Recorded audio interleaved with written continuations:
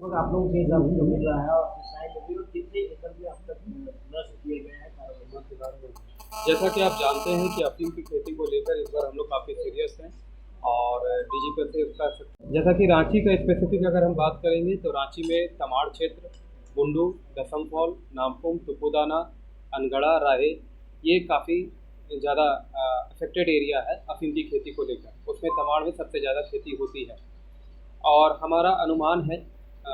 जो इसमें कि हम लोग अनुमान कर रहे हैं कि 600 से 700 एकड़ खेती जो रांची के क्षेत्र में हुई है, तो उसमें हम लोग अभी तक 300 प्लस एकड़ की खेती पूरी तरह से हम लोग नष्ट कर लिए हैं और आगे हम लोगों का इफेक्टिव प्लान है जिसके तहत हमें राज्य सरकार से हमारे डी सर की ओर से फोर्स प्लस पैसा भी दिया जा रहा है स्पेशली अफीम की खेती को नष्ट करने के लिए और हमें और इस वार लेवल पे हम लोग जाके अफीम की खेती को नष्ट करेंगे। साथ ही साथ हम लोगों को ये भी कहना चाह रहे हैं कि अफीम की खेती में आप इन्वॉल्व नहीं हो,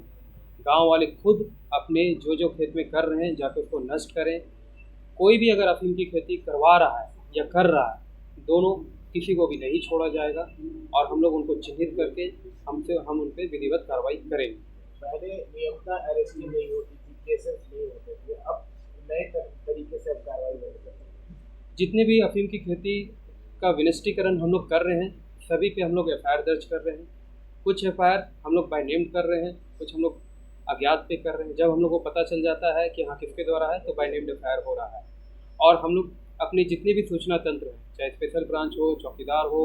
गांव के लोग हैं, सभी सूचना तंत्र से हम लोग चिन्हित कर रहे हैं और उनके खिलाफ एविडेंस एकत्र करके हम लोग उन पर विधिवत कार्रवाई कर रहे हैं। तो जो भी अफीम की खेती में संलिप्त पाए जाते हैं उन पर विधिवत कार्रवाई की जा रही है।